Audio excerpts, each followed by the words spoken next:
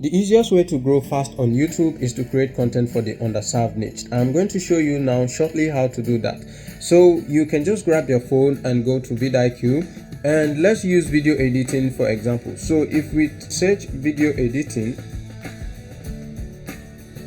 you can see that the search volume here is very decent and we have a medium competition. This is to show you that a decent amount of people are posting on this particular topic, video editing. So we have to niche down and actually target the underserved part of video editing. Let me show you exactly how to do that. So now in VidIQ, just go to the right to the questions section, and if you take a look at the questions people are searching for here, you would see how to get clients for video editing. So these two are getting same overall score, which is 78. That's to show that there is a decent amount of opportunity here. So let's click on this and you can see we have 79 overall score for how to get clients for video editing.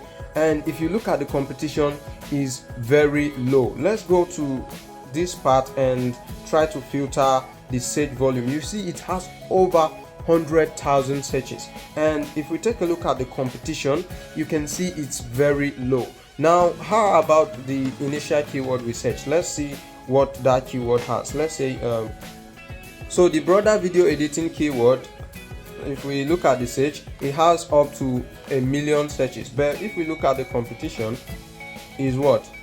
Medium.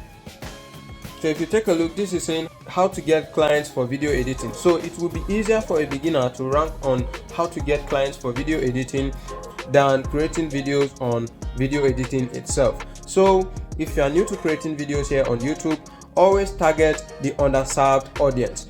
If this tip was helpful, do well to smash that subscribe button, like the video, and I'll see you in the next one.